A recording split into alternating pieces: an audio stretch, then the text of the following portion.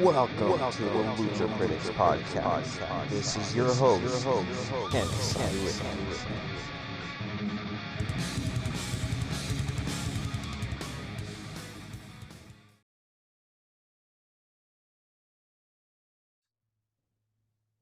Welcome to the Lucha Critics podcast, where we dive into the world of professional wrestling. I'm Rick, your host, and we also got Josh. Say what's up, Josh. Hello. And we also got Warren. Say what's up, Warren. What's up? Hell yeah. And each week we break down the best matches, shocking moments, and the wildest controversies from WWE, AEW, and beyond. Whether it's recapping this week's biggest events or discussing wrestling history, we've got it all covered. So today, we're going to be spotlighting Shawn Michaels. But before we get into that spotlight, we're going to do a quick overview about what happened during the Raw and SmackDown shows, as well as Dynamite, and anything else that if you guys got to see. I think it's Josh that you usually get to see NXT stuff. I didn't see anything except for the last segment, which is very big. Okay, cool. All right, we'll start with the WWE stuff. Warren, what can you tell me what happened? Anything big happened in Raw?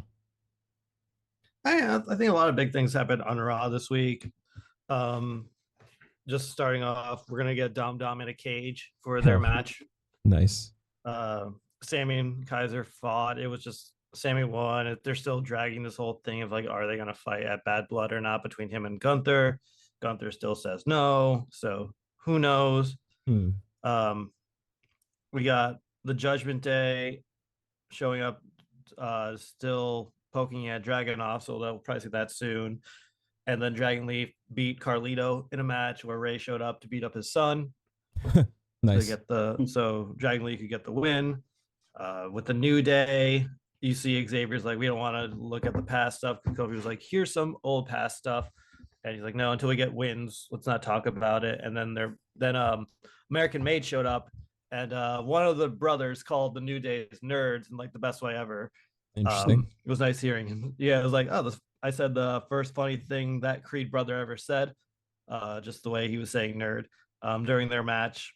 It was actually Xavier who got the loss, and it was like sort of his fault because he was focused on Chad Gable instead of the match. So that's a little interesting. Not always just Kofi's fault. There's also Xavier, so we'll see that.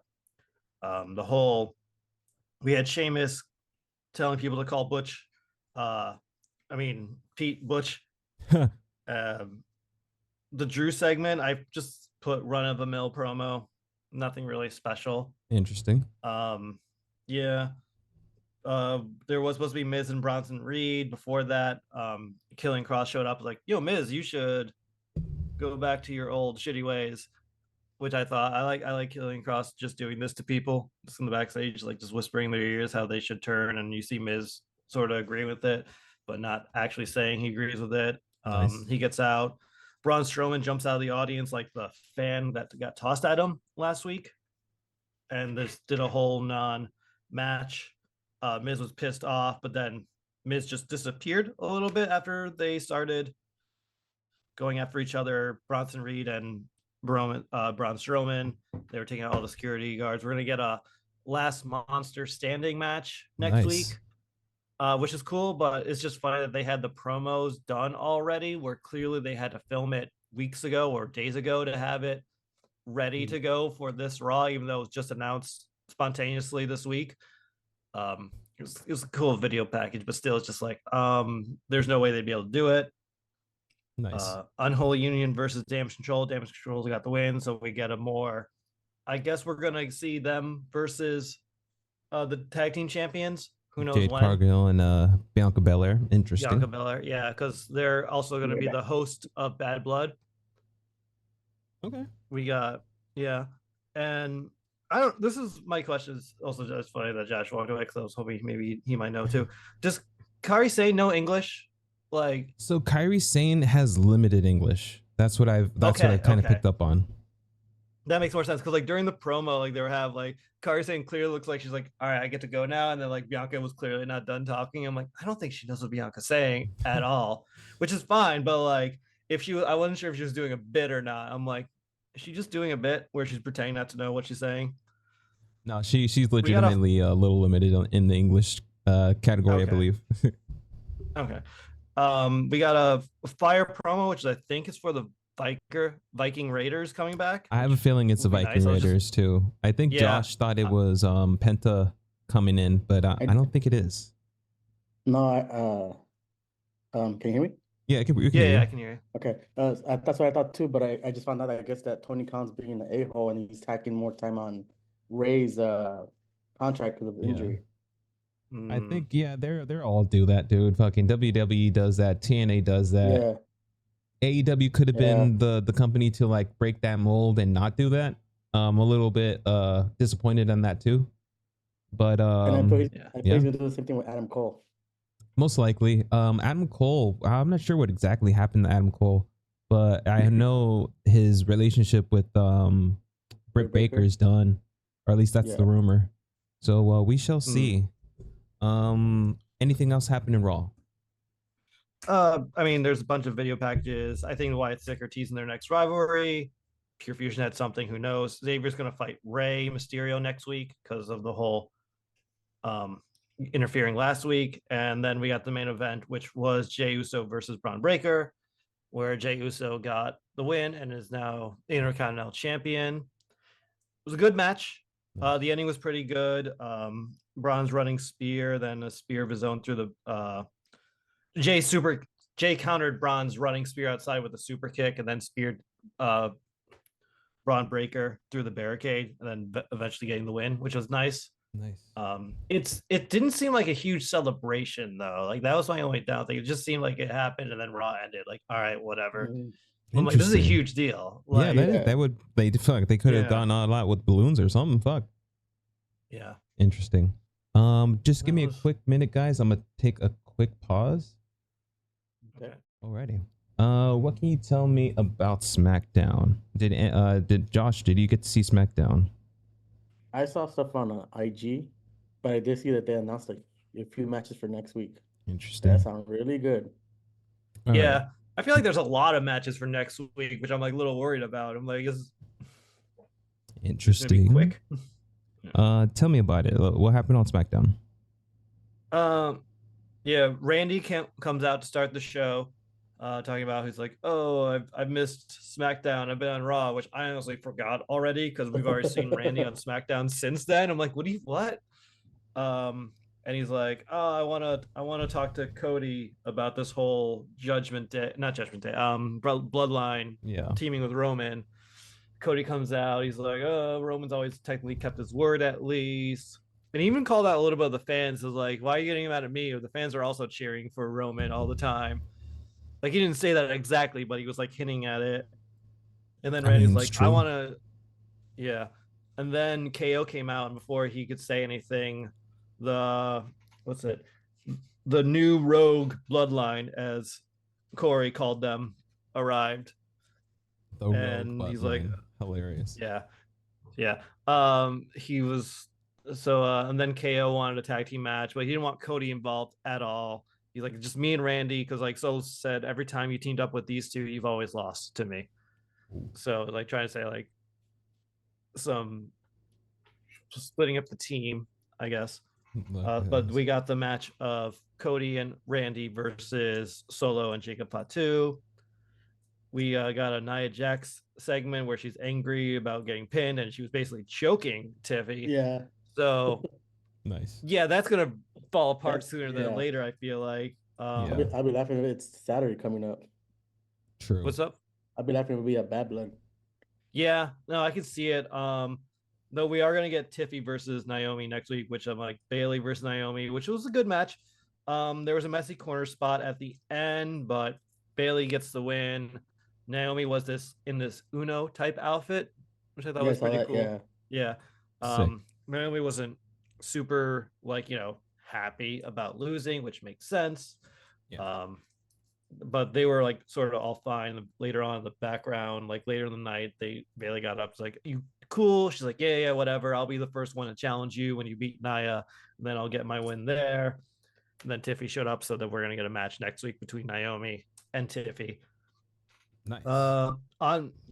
Then it was the Carmelo versus Andre battle number 6. Before that, Andre saw LA Knight. He's like, I don't like how you didn't shake my hand, blah, blah, blah. You lost my respect. And before LA Knight can respond, Carmelo just comes out of nowhere and basically kills LA Knight.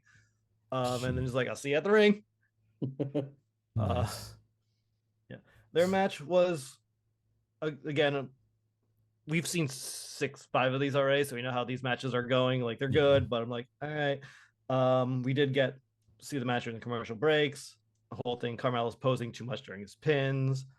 There was a nice top rope counter by Carmella, which I thought there was also a little delayed holy shit chance from the audience, which I thought was like, the move happened 2 minutes ago. You got to say it right away, people, or not say it at all. Yeah. But yeah, Carmella gets the win because LA Knight comes out. Andre tries to stop him during that confusion. Carmella gets the win. So Andre and LA Knight are really angry at each other. Interesting. We got teased for AJ Styles returning next week.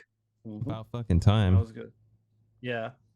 Michin actually got a win against Piper Niven. Nice. With Chelsea bringing out a garbage can and just being disgusted by the smell. And then Michin didn't get attacked after the match. So it was nice seeing that too. Cool. We got the next week 3-way tag team title match, ladder match between the Bloodline, DIY, and Street Profits. Damn. So they all did like a little thing. We heard both of the Bloodline brothers speak, which was nice. Like, oh, and he didn't do a type of thing either during the whole speech, which is also nice. I'm like, oh, look at you speaking normally. And then finally, it was the main event: KO and Randy versus Solo and Jacob. There was a whole segment backstage where Cody's like, hey, KO, you're clearly pissed off about something. Can we talk about this? KO's like, not now. I have a match in 30 minutes. We'll talk about this later. He's like, don't come out. We don't need you. And he leaves the locker room. And then Randy's like, Cody, we're going to need you if like the brothers show up to fight. And sure enough, during the match, the brothers show up to interfere. Cody shows up. There's chaos everywhere. Jacob Fatu like jumps off the rope. Oh, sorry. Before the ending, there was one spot where Randy threw Jacob Fatu onto the table like he normally does, his little suplex onto their backs. But Jacob just got right up like nothing happened. So he did it to him 2 more times. And then he did one to Solo. They went to a commercial break and came back, and KO's getting his ass kicked by Solo. So who the fuck knows what happened? Hell yeah. But yeah, during the end, Jacob throws Cody into the ref after KO stuns Solo, not getting the 3 count because the ref's just confused because Cody Rhodes just ran into him. And then Jacob hits KO with a super kick. Solo gets the win. And then KO is super pissed at Cody, with Randy trying to be the peacemaker, in between them.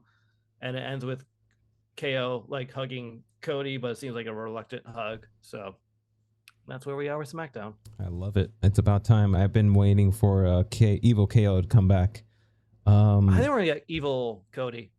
We're gonna get Evil Cody. I want to see. I'd be down. I'd be down for Evil Cody. He was good. He was a good heel in the Indies. Yeah, in ROH when he was in Bullet Club, he was definitely a fucking asshole. I loved it. Josh, is there anything that we didn't touch on that you heard or saw on SmackDown? Well, besides everything he talked about, I guess we have hosts for Bad Blood. Yeah, I think it's going to be JP Cargo and what's her name? Bianca Belair. Bianca Belair. Yeah, why defend the tag team titles when we can just have them host? Prolong the title reign. All right, let's go ahead and move on to NXT. What can you tell me about NXT, Josh? Well, the only thing I know about NXT was the ending, which they had the sit down contract signing with Julia and Roxanne Perez. Fuck yeah. And they got interrupted by Stephanie Valkyr. Oh, I did see that. I did see the Stephanie Valkyr. I saw the clip on YouTube. Damn, I'm really missing out on some good shit on NXT that I need to get back on, because there's a bunch of people I really like that are on NXT over here. Mm-hmm. What else happened? Go to CW. Let's go to CW. That's right. CW, That should be dope. Okay. Chicago. Chicago. What else happened in NXT? That's all I was able to see because I was working. But yeah, 'cause I know next Cool. week's gonna be Chicago. CM Punk's gonna be there. I saw. All right, so I see that fucking A Town Down Under. Fucking me, Yeah. I can't say that team. They're there challenging the NXT champions, which are, what the hell's his name? I had it right now. Axiom, Axiom. and Nathan Fraser. Frazier. They were on their talk show that they have there, and Waller Effect. yeah, and it looks like they're trying to seed some dissent into that team, just like the other tag team that they went up against. I see that CM Punk was on the show for a little bit. I see CM Punk was giving advice to Javon Evans. Trick Williams joins the conversation. Trick appreciates Trump. Punk stepping in last week as as a special guest referee. This past month has been very chaotic. Trick knows that Ethan Page will do whatever it takes to keep the NXT championship. Interesting. Let's see what else happened. The Good Brothers versus Hank Walker and Tank Ledger. I forgot that the Good Brothers are still in the WWE, but it looks like they're jobbing out for NXT guys. Which in one sense, it's like the veterans kind of pushing up the younger guys. So it's good, but it's like, damn, kind of would like to see them with the title reign. Yeah, I was wondering where they were too, especially with like AJ coming back next week. Because they were like talking about how Meechum was like, she's part of AJ's stuff. I'm like, oh yeah, she was. Yeah, that's right. Fucking Meechum was part of the OC. And then the whole thing with Tony D'Angelo is making me laugh. Because he's recreating the whole scene of Rocky 3. Oh, I did see that. Yeah, they were asking, why are you afraid? He was like, yeah, I'm afraid. Yeah, I'm afraid. Yeah, fucking they Shawn Michaels, man. He's letting them cook and he's doing wonderful things out here. Interesting. Let's go ahead and move on unless there's anything else. Oh, I see that what's it called? They're gonna have a street fight in Chicago, I think. Yeah, Wesley and Zachary Wentz are gonna have a Chicago street fight, and we only place had to have street fights. Huh? The only place to have street fights. Hell yeah! Oh, Wendy Chu and Rosemary, still going at it. It's tag team versus Carmen Petrovic and Brinley Reese, and of course the Rosemary and Wendy Chu win. I love it. I love that Rosemary's in NXT and she's getting more attention on her. Definitely a veteran in the game, and I'm excited for her to hopefully get some actual WWE Raw or SmackDown show time. Let's go ahead and move on to Grand Slam, where we saw the main event of AEW champion Bryan Danielson versus Nigel fucking McGuinness. We also had Darby Allin's AEW world title shot on the line versus Jon Moxley. We saw Mariah May versus Yuka Sakazaki for the Women's World Championship. We also had the World's Tag Team Championship on the line versus Young Bucks versus the Will Ospreay and Kyle Fletcher team. And then we also had the FTW Championship that was on the line. I actually got to see this. We also had a debut that had me fucking going crazy. So we'll just go ahead and start that one. We'll start things off with the first match, which was Bryan Danielson, AEW champion, versus Nigel McGuinness, and that was the first match. That was the first match. It was fucking great. Because they were doing a countdown, weren't they? What's up? Weren't they doing a count out before you came out? Yeah. Well, here's the thing. So Nigel comes out and he's out here ready. He has a shirt saying that Bryan fears Nigel or some shit like that. And he's waiting for Daniel to come out. The first song comes out. It's the one that he came that I really don't like the song. Or not his original, but the dun dun dun dun, dun that one. The remix. First that comes out and he's like, I knew it. Count him out. Because he didn't come out. And Nigel's over here just saying, count him out. He doesn't deserve the title. I'm the real champion. And then that's when the fucking not the Flight of the Valkyries, the actual the final countdown comes on, and Bryan Danielson comes out for the championship match, and they went to fucking war. I've only really seen Nigel McGuinness wrestle in All Out and at this Dynamite episode, and this dude can go. Like, I am pretty sure he can't keep this active. He can't be an active wrestler, but the fact that he like got back in, was able to keep up with Bryan Danielson, it was fucking cool. A lot of brutal fucking locks. It seemed like a lot of times they were gonna possibly give it to Nigel, just the storytelling, how things were going down. A lot of false finishes, and then finally Bryan Danielson locks in the label lock, and you see Nigel mouth "thank you" and taps, and essentially Bryan Danielson and still. I honestly liked it. I haven't really seen what people have been saying about the match online, but after the match, we see Christian Cage come out because he's going to take advantage of, for the most part, broken Danielson. As he's about to hit the signature on the paper, Kip Sabian steals a pen and he runs off, and Christian kind of follows him, and that kind of goes from there. Oh yeah. For whatever reason, fucking Claudio and Pac are standing behind, and like kind of we're gonna stop him, I guess, from cashing in his Money in the Bank. I'll just call it what it is.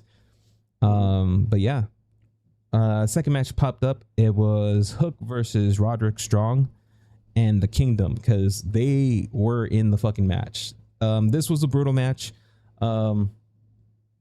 They were fucking hitting each other with kendo sticks, fucking garbage cans. It was a classic hardcore match, and of course, like I said, the Kingdom got in, and Hook for somehow, some way, kept his own and kept everyone at bay. At the end, he was able to lock in the what is it called, the Red Room, and he ended up tapping out Robert Strong. Hook then takes the title. His dad is there and officially retires the FTW championship. It's about time, honestly. It felt like there wasn't really more to do with the title, and it was just one title among a sea of different titles that they have in fucking AEW. So I'm glad that they retired the title, and he ended up giving the title back to his dad. And they had like a heartwarming moment there that had Taz fucking tearing up and everything. Moving on to the tag team championship, it was Young Bucks versus Kyle Fletcher and Will Ospreay. Crazy matchup. It was a classic Young Bucks spot fest, because it's fucking Will Ospreay and Kyle Fletcher. They were keeping up, doing crazy flippies and copying each other's moves. At the end there, it looked like Kyle Fletcher, Don Callis gave him the screwdriver to like hit, I think it was Nick. No, it was what is it? Yeah, it was Nick on the head, so they can win the titles. And Fletcher, he's about to do it, and Ospreay goes in, stops him from doing it. I believe it is Nick kind of picks it up. He pushes him out.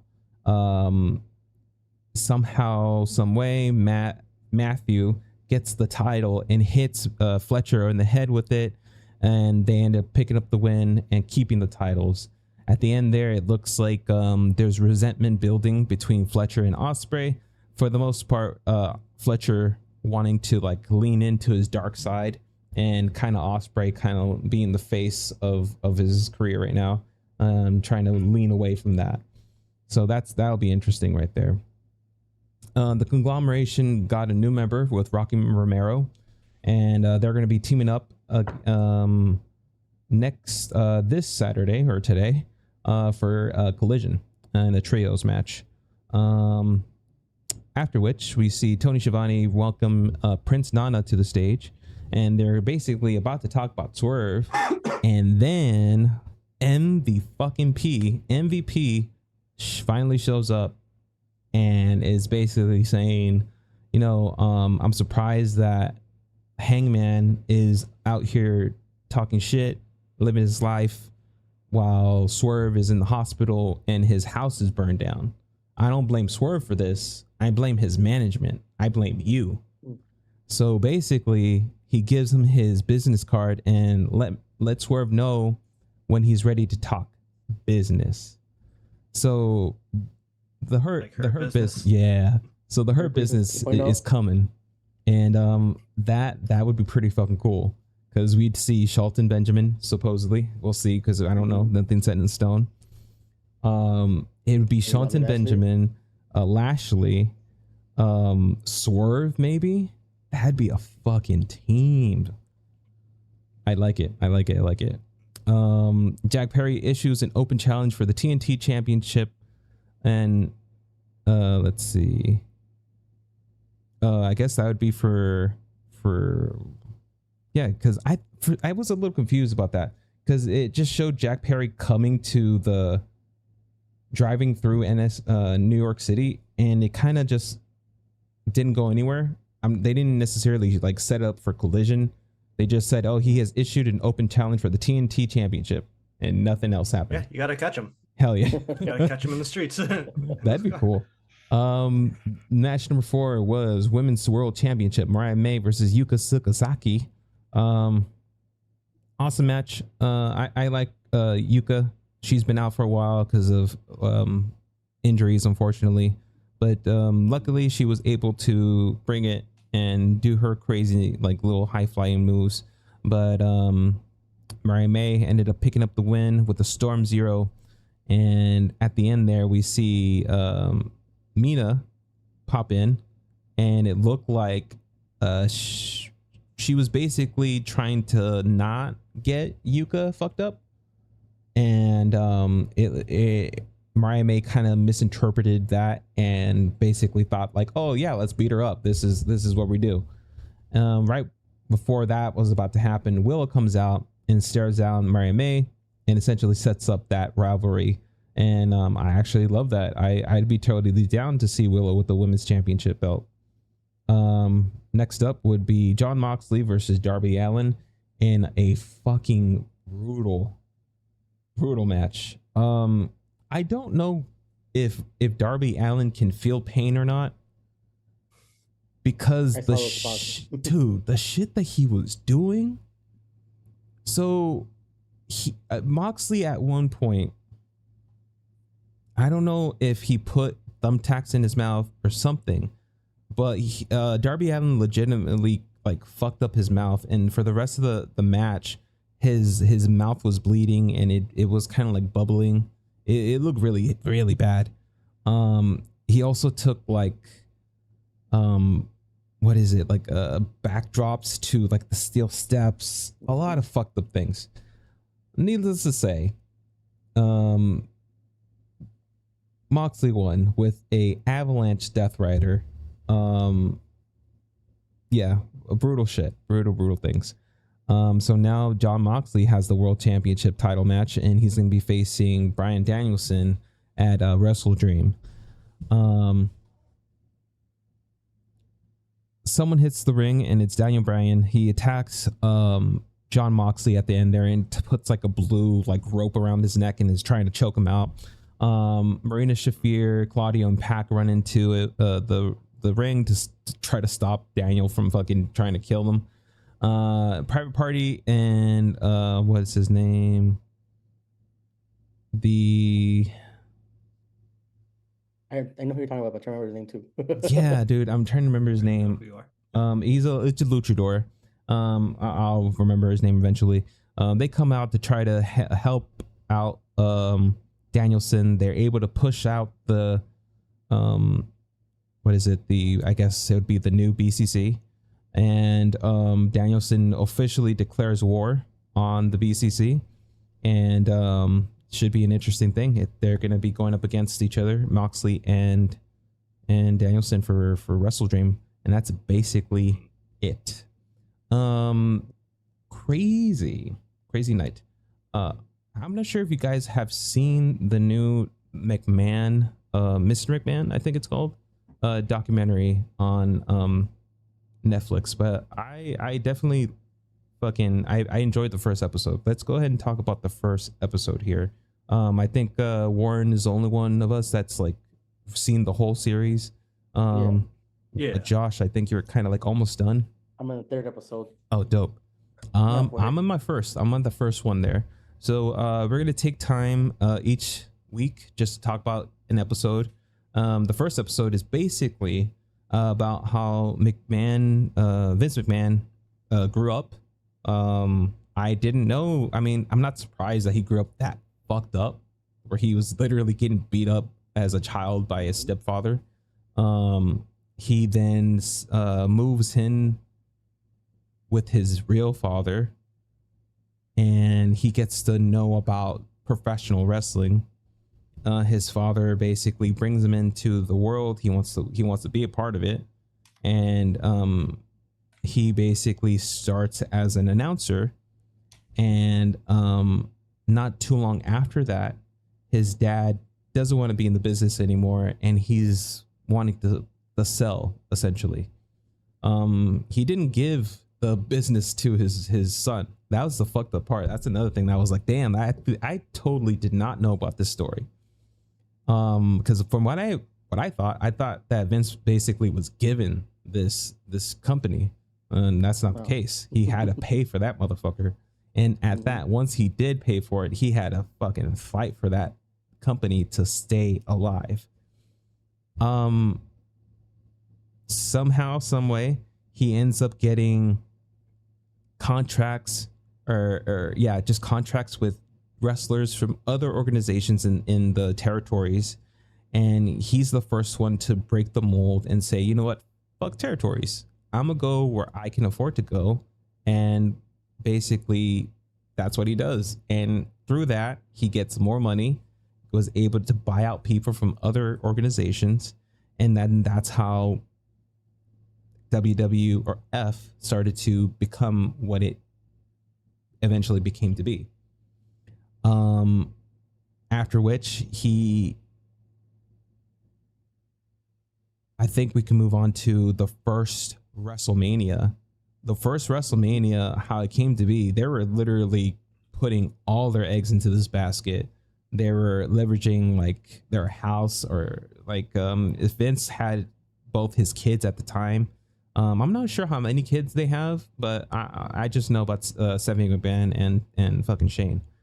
But to have that pressure to like have kids on top of this business that you're depending everything on to like really hit must have been crazy for him at the time.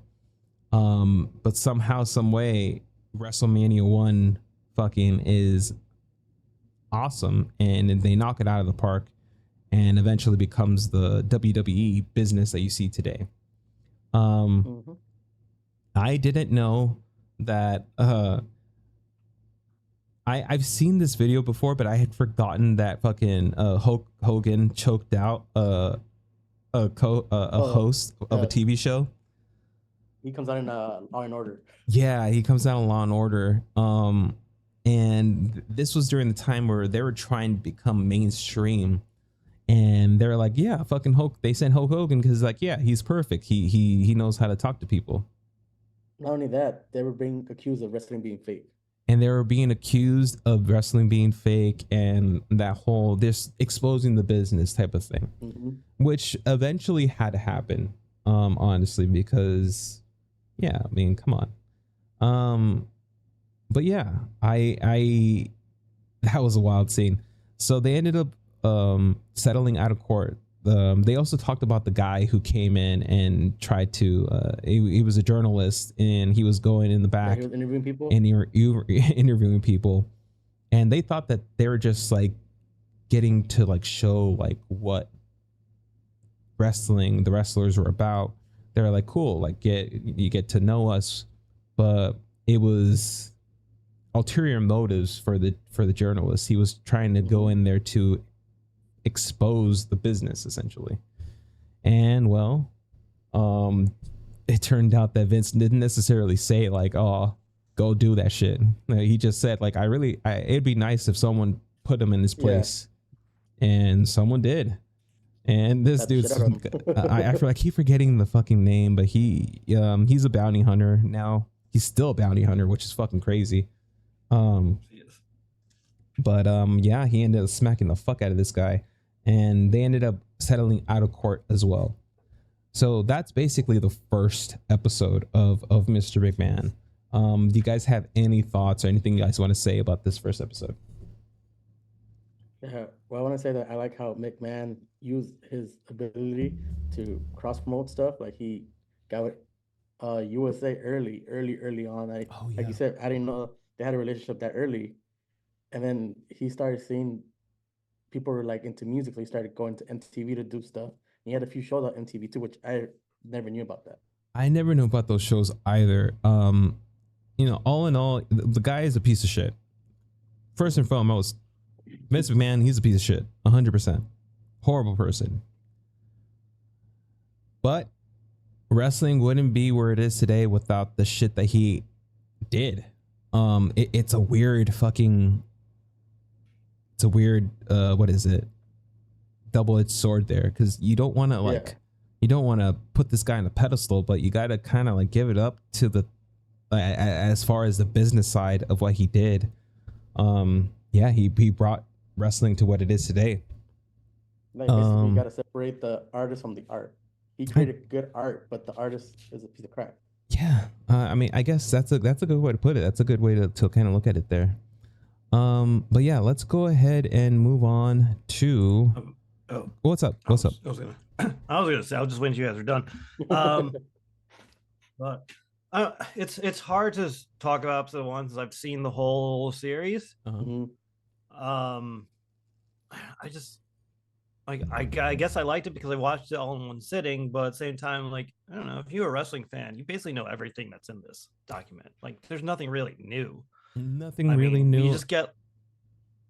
We just really get like Vince's actually saying the stuff that we've all assumed was true anyway, for a lot of things. But yeah, there was some like things that I didn't know, like Joss mentioned, like the USA Network like partnering up with WWF early. I didn't know that they had that early partnership either. I didn't know about the MTV partnership either, that he was the one that was like, hey, we got Face Off, like I see music in the future, we have to partner with them. So it was just crazy to see those little insights for sure. Yeah, and then I was gonna say, I didn't know about the whole territories thing, and I heard about that in the movie Iron Claw, because they brought it up when the dad sold the company to WWE. That's right. All right, now we're going to move on to something that is fairly new for us that we're going to try out on this episode, and we're going to be spotlighting pro wrestlers' careers. In particular, this episode we're going to be spotlighting Shawn Michaels. He is the current showrunner for NXT. He's been doing awesome things in that regard. But let's go ahead and look at his accomplishments on his early in his career. So right here, I see that early in his career, Michaels debuted in 1984, wrestling in the American Wrestling Association and various territories. His talent caught the attention quickly, especially for his athleticism and charisma. He, in 1988 through 1991, he was with the Rockers with Marty Jannetty. Shawn Michaels found early success in the WWE as part of the tag team of the Rockers with Marty Jannetty. The team was known for their high-flying moves and entertaining matches, becoming fan favorites despite never winning the tag team titles. I didn't know that they never won the tag team titles. That kind of seems like a lost opportunity there. Do you guys know anything about the Rockers? I just know that whole betrayal thing. Yeah. What about you, Warren? I mean, I know of them, and I know the whole betrayal thing. Hell yeah. Hey, Shawn, what can you tell me about your ex-partner, Marty Jannetty? Marty? Gosh, we had such a strong chemistry together. Man, do I miss working with him. We broke out as a tag team and quickly rose to popularity. We were a perfect match. I mean, who can forget that banger of a ladder match we had against Bret and Owen Hart? Oh, wow. I didn't know they had a tag team match against Bret and Owen Hart. That must have been a really cool one. Yeah, it was. One of the best matches in my career.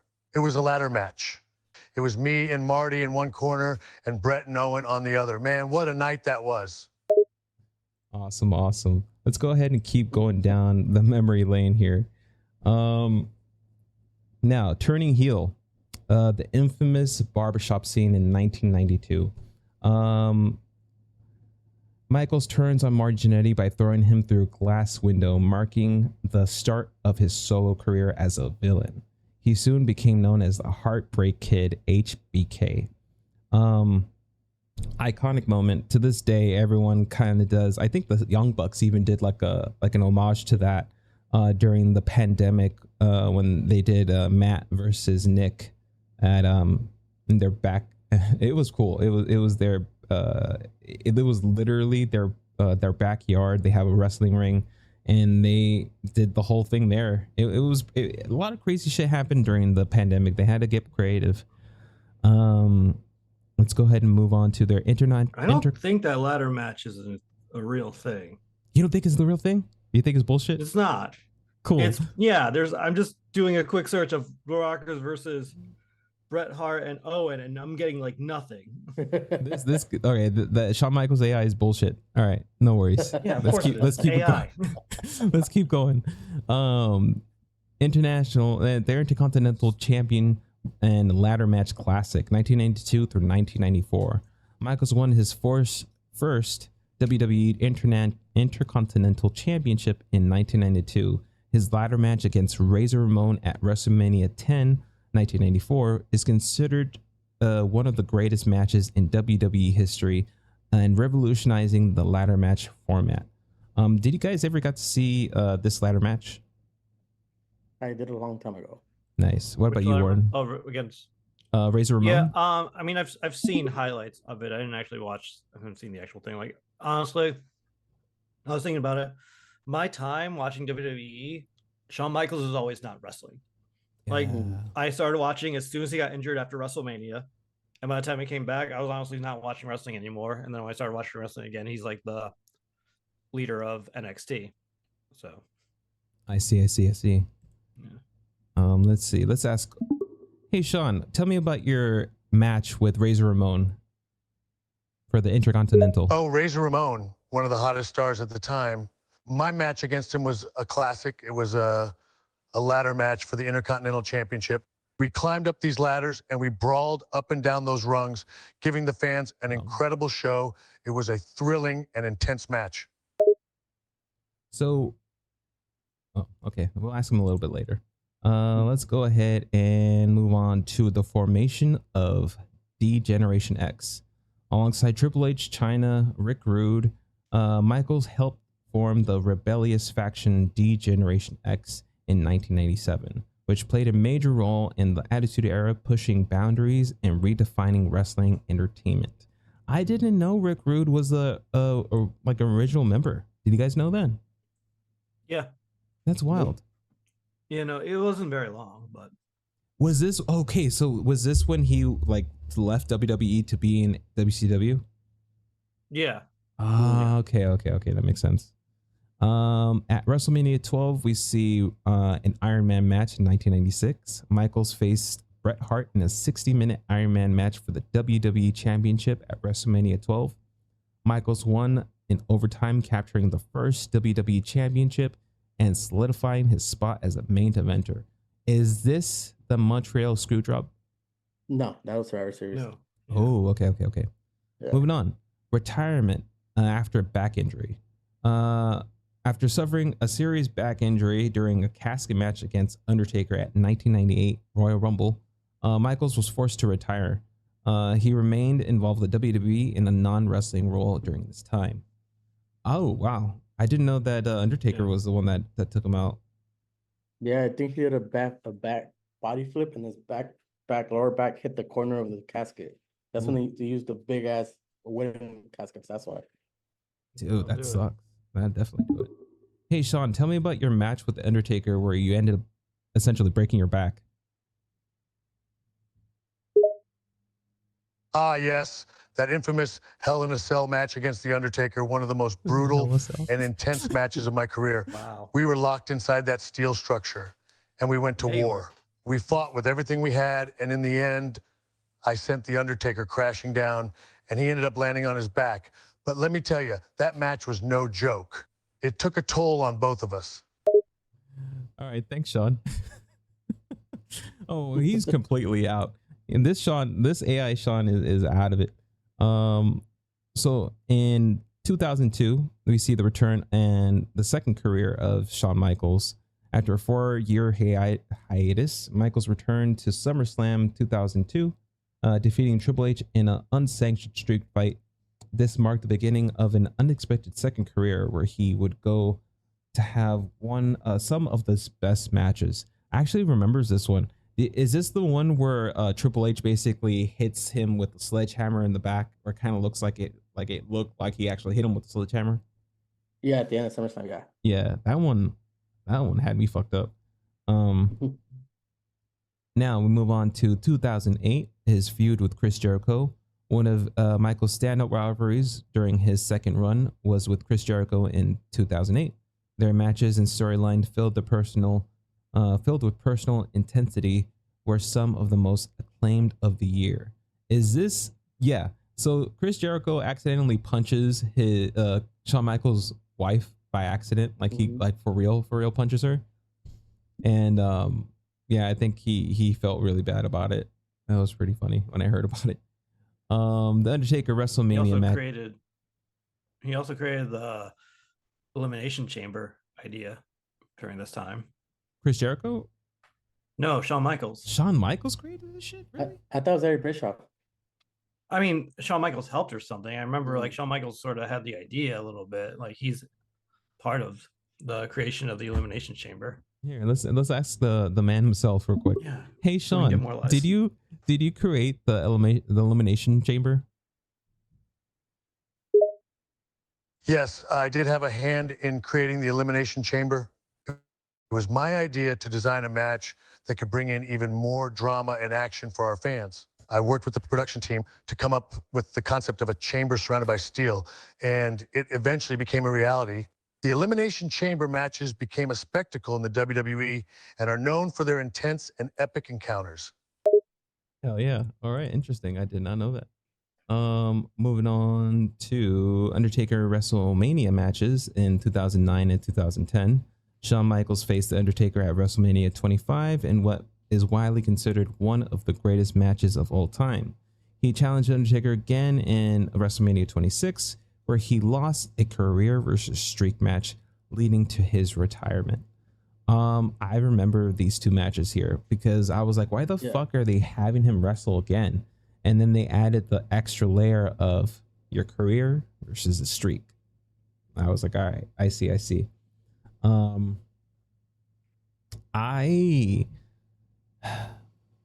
So I'm remembering some things wrong because towards later on in his career, he comes back, and I think they are going to talk about it.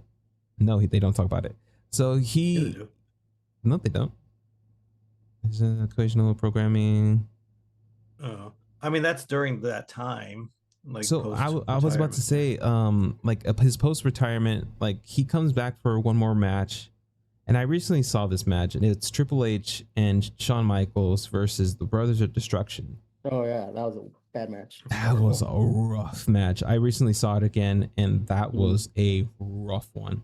I understand that they had to have these classic dudes come in so they can have the I can only assume the Saudi crowd kind of understand who the fuck is wrestling, because they're a little behind as far as current wrestling terms.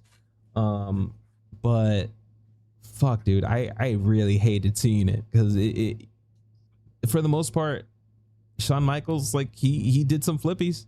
He did a front flip off the top rope to these old dudes, and like they made it look as good as possible. But man, that was definitely a rough one to watch.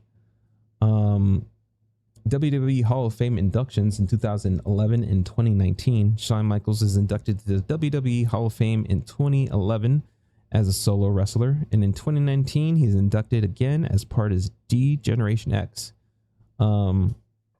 Legacy and post retirement roles. His 2010 and present. Since his retirement, Michaels has made occasional appearances in the WWE programming, and currently is a coach / mentor at the Performance Center and is helping shape the next generation of wrestlers. He's also, as we mentioned before, the showrunner of NXT. Key accomplishments, we see 4-time WWE champion, 3-time Intercontinental champion, 2-time Royal Rumble winner, 1995 and 1986, the first Grand Slam champion, WrestleMania main eventer on multiple times, 2-time Hall of Famer, WWE Hall of Famer, and has been named Mr. WrestleMania due to his show-stealing performances. But yeah, that is essentially the career of Shawn Michaels.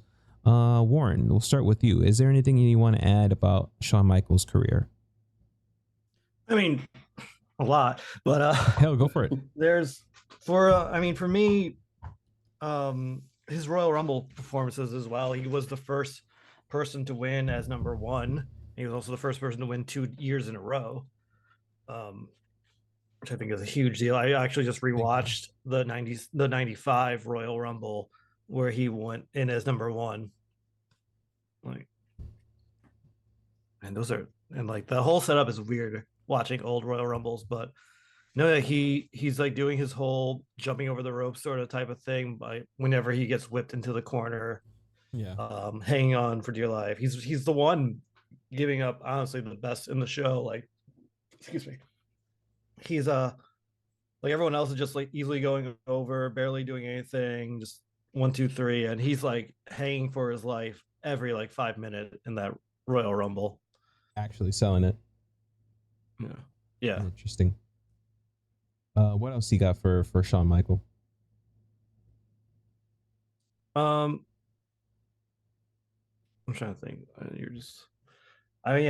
Then for me, when I started, it was literally after WrestleMania, after he got betrayed by Mike Tyson. I remember the whole him getting basically his face smashed into a car, which was like very brutal. But the thing always like stuck out for me was like basically Triple H was like, yeah, it's gonna be sucks for that guy. Like they knew he was about to get attacked, but that was just never brought up again. How like maybe DX betrayed Shawn Michaels. That's funny. Yeah, I vaguely remember that. Yeah. Interesting. And then again, the whole coming back, and also him being the commissioner for the Attitude Era for a while. He would always just show up. Remember one time Stone Cold was just at his bar. Next thing you know, Shawn Michaels is there. Like, I was the commissioner. I'm going to approve this match. So, I forgot about the whole commissioners. He has very good mic abilities, performance, charisma, no matter what he's doing. Like, even to this day, even if he's just basically the boss of NXT, like, he still has presence. Yeah, the little bit that he's been showing up, he definitely still has the presence. His whole thing with say his name up here, Joe Henry. His whole little bit that he didn't say much. He still has it, man. He still had he just said those 2 words, and it was funny. It was a funny little bit. Josh, is there anything that you want to add about Shawn Michaels' career? Oh yeah, there's a lot. Go for it, dude. Go for it. Well, like it said, like he pretty much was the first of a lot of stuff. Like he was the first one to win the Hell in a Cell. He won the first Elimination Chamber match. Warren said, he was the first person to win back-to-back and enter as number 1 and win it. He also was the first Grand Slam champion of WWF because he won the European and the Continental Tag Team, all that. And then he was in the first. Well, I was doing my research. He was in the first ladder match ever against Bret Hart and lost. Ooh, yeah. He was also the first person ever to pose for a Playgirl or Playboy. No, Playgirl. Yeah. Playgirl. That's right. I forgot about that. Yeah. Fucking Shawn. Yeah. And then he had great matches. Like I have a list of my favorite matches of his right here. Like I like the Iron Man match between him and Bret Hart at WrestleMania. Nice. I like the first match he had with Razor Ramon at WrestleMania, but he didn't win the belt right there. He won it the second match they had, then the Continental. My favorite match of his of all time is him versus Kurt Angle at WrestleMania. That's my favorite of all time. Yeah, that's a good one. Yeah. So do we even talk about the screw job? I mentioned it. We didn't get to really talk about it. Let's go ahead and talk about that one. Fucking screw job. When you said Survivor Series. Survivor Series, yeah. Now, was that for the WWE Championship? Yeah. Yeah. Damn, bro. Because the rumors for Bret Hart was gonna take the belt with him to WCW. Yeah, he wanted to like leave with the title. Honestly, in one side, I was like, "Come on, man! You really think fucking Vince is gonna let you leave with as the champion?" They could have done it. He could have had like a tournament happen afterwards and crowned a new champion. They could have done it, but realistically, definitely not. Wasn't gonna happen. Yeah. Let's get some final words before we actually no. Is there anything else you wanted to add, Josh? I know there's a lot more. So when he came back in 2000s, he had a lot of good matches like that Saint match he had against Triple H at SummerSlam. He left and came back, and that's when they had the 3 stages of Hell match, which the first match was a street fight, then a cage match, then a ladder match. Damn. I really wish that they bring it back. The 3 stages of Hell match was a unique thing to do. It was against you said Triple H, right? Triple H, yeah.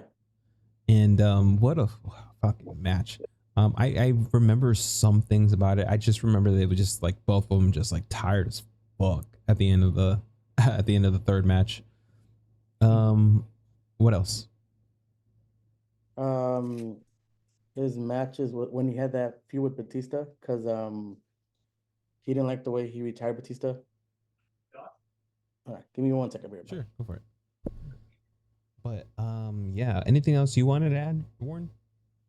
I mean, he's also credited for starting the Attitude Era with not the screw job itself, but I mean, I've also known this from the documentary. I mean, you guys probably aren't there yet, but like he comes out like in like biker shorts that one time he comes out with biker shorts and like not really selling it too much because Vince wasn't there that week.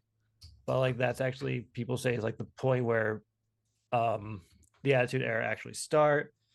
And I also think the also infamous click scene at Madison Square Garden where Triple H got the worst of that. Yeah. I remember Bret was talking crap about that too.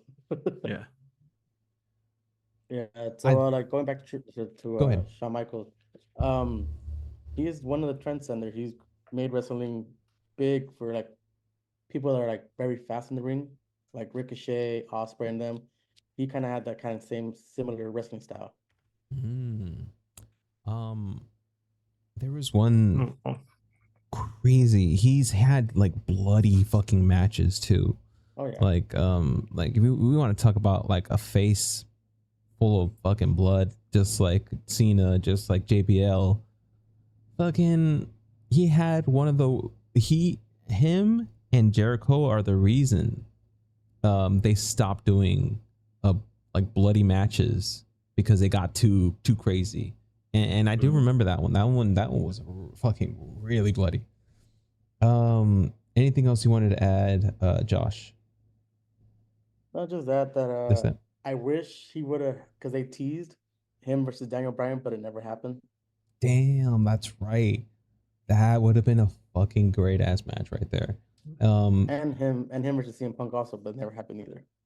Damn, really? CM Punk was there. Yeah. They really dropped the ball on that one. Mm-hmm. Damn, bro. What's up? I mean, we can't also not talk about his entrance just in general. Like his music is one of the most iconic WWE music. And honestly, his 1000% taunt is the number one, I'd say, taunt that people just know. Mm-hmm. Like people just do the Shawn Michaels pose all the time. Like I did all the time on No Mercy, the game. Yeah. Yeah, just like in real life. Also, his finisher of Sweet Chin Music of just tuning up the band, like who hasn't just done the stomp, like just in the corner or something, just getting ready to Sweet Chin Music someone. His fucking iconic finisher. No, 100%. Like I don't really see anyone else. There's some people out there with iconic finishers that have like a lead up to it. I think it's Kofi Kingston had like the not the Trouble in Paradise, but that's like a kick that he does. It had a similar setup where he's in the corner and he's like clapping it, and it's like tuning up the man a little bit, and he goes for the kick afterwards. I'm pretty sure. I think it's the Trouble in Paradise. Really? Because he does the boom. Yeah. Boom. Yeah. Okay, so it is a Trouble in Paradise. Yeah. So I like that, you know, there's other wrestlers that are paying homage to his career like this. Anything else before we end and get the final word from the man himself, the AI man himself? I'd say that he had good promos for his pay-per-view matches. Absolutely. What about you, Warren? Any final things that you want to say? I think I'm cute. There you go. I know I'm sexy. All right, let's take final words from. Hey, Shawn, is there anything that you wanted to say about your career? Anyone that you wanted to face at the end there that you didn't get to face? Man, there's so much I can say about my career, but one thing that stands out is the ones I never got to face. There were so many talented wrestlers that I never had the chance to compete against, like Sting, Goldberg, and so many others. You know, it's a shame that I was never able to get into the ring with some of those guys. They were legends in their own right, and I would have loved the opportunity to face them. Right on.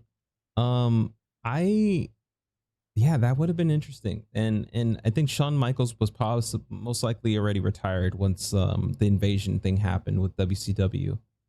But no, it wasn't. He wasn't, because fucking Booker T joined NWO and he was a part of NWO. Another thing, fucking Shawn Michaels was a part of the NWO. Fucking wild. And like, you know, AI said that he didn't face Goldberg. He faced Goldberg in the Elimination. Yeah. He faced Goldberg in the Elimination Chamber. Hell yeah, dude. Yeah. No, also he just had a full match against like Goldberg. Yeah. It was like a Raw, like I want to say 1,000 episode or Hell yeah. Yeah, it's like I'm like I just did a quick Google search and like automatically found like Sting was right, but Goldberg no. Yeah. That's not true at all. He didn't have a match per se with Sting, but he did come out to help out Triple H in that WrestleMania. Oh, that's right. When it was DX and NWO. Yeah, that Sting versus Shawn Michaels sounds like something that should have happened. Man, if only companies actually work together to give fans what they wanted. And another match before we do anything, The Rock versus Shawn Michaels. They set it up so perfectly and never happened. Dude, talk about a wasted opportunity. Shawn Michaels gave The Rock a sweet chin when he was doing the people's elbow and had Triple H win the belt. Damn, dude. There's also the infamous Shawn Michaels versus Hulk Hogan match. Oh yeah. Where Shawn refused to where Shawn oversell. Yeah, because fucking Hulk Hogan refused to lose to Shawn Michaels. Yeah. And then Shawn, fucking being the awesome guy that he is, decided to oversell every fucking thing that he was getting himself into. A brilliant man. I hope he continues to do amazing things in NXT. We'll see what the future holds for Mr. Shawn Michaels. I want to thank Josh. I want to thank Warren for being on the show as always. Our panelists here. Josh, where can they find you on the socials? Just so far, just Instagram at Sith_Josh_818. Hell yeah. And Warren, where can they find you on the socials? You can find me on Instagram, Twitch, TikTok, and YouTube under TwoStoned, TU_STEUND. Hell yeah. Be sure to tune in next week. Same time, same network, or channel, I should say. We'll be giving you guys some more insights in the world of wrestling. Be good to yourself and others. Bye-bye. Bye-bye. Bye-bye. Bye. Bye-bye. Bye. Be sure to follow me on all the social platforms at NSIRIP. And you can also email the show at notsointellectualpod@gmail.com. See you next time.